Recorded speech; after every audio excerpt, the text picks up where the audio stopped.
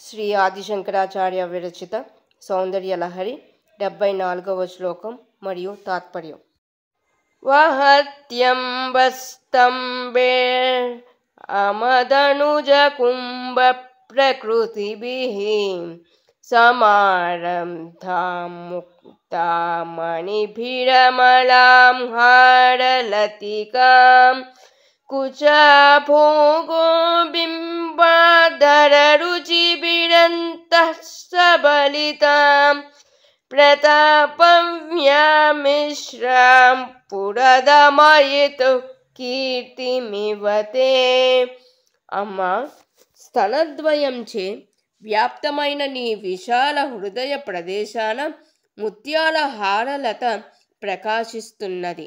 అది పరమశివునిచే సంహరింపబడిన గజాసురుని కుంభస్థలం నుండి కలిగిన తెల్లని ముత్యాలతో కూర్చినది.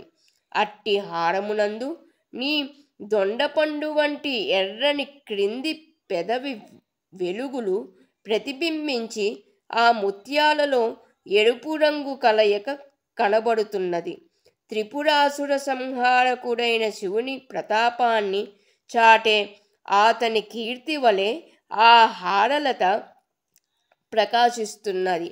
ప్రతాపాన్ని సూచించే రంగు ఎరుపు, కీర్తికి సంకేతం తెలుపు.